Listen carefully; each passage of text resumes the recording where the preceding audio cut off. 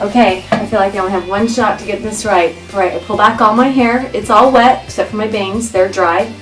I always cut them dry. So I did not cut them the first time. A professional did. So I put my hair back in the headband and I found all the places where my bangs are. And then I find all the places that come down along the side to make sure I don't mess up what's already there. If you're making them for the first time, then I don't know how to help you. Okay, so what I do is I push it straight down and see how my bangs kind of go up like this. I'm going to try to keep that same pattern. Now I can actually wear my bangs exactly like this. I can just gel them over a little bit, but they come up too high. So if I cut them about this short, I can get them to move over. So I'm going to move these over a little bit. That's how I want it.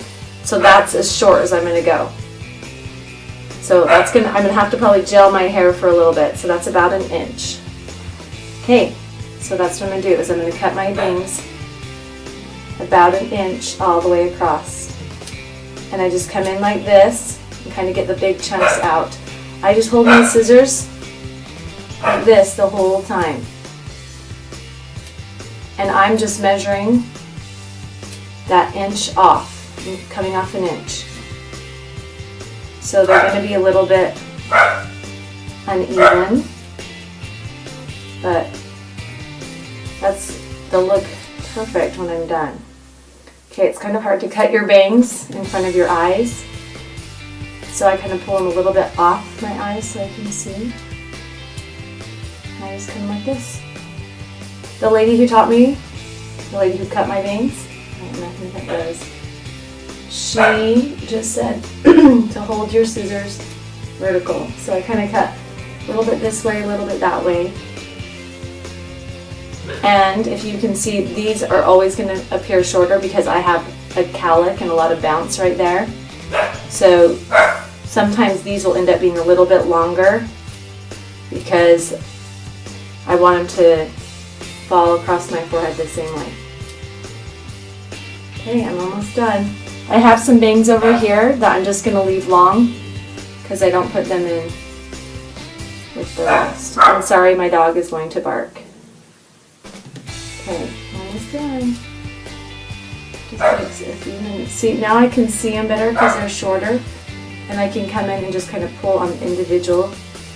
I mean, you really are just kind of cutting individual hairs. And when my bangs aren't as thick as my daughter's, mine only came back about 1 inch.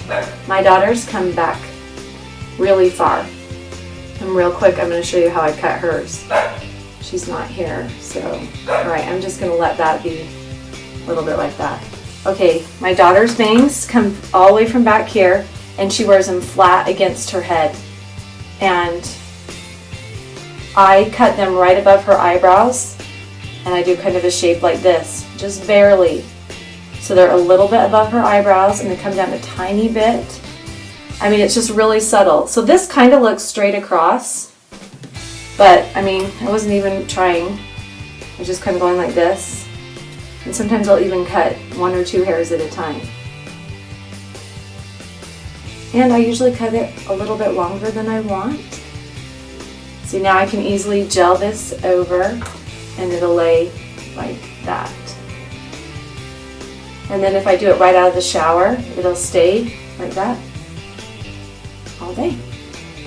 I love it. Alright, hope that works for you. Okay, this is what it looks like after I put a little bit of gel and a little bit of hairspray on it, and then when this dries, it'll stay kind of to the side. The main difference between my bangs long and short is when they're short, they come down like this, more on this side. And when they're long, they come way over like that. So I like them a little bit shorter, so they're on my forehead, but not a ton, because I'm not used to having bangs.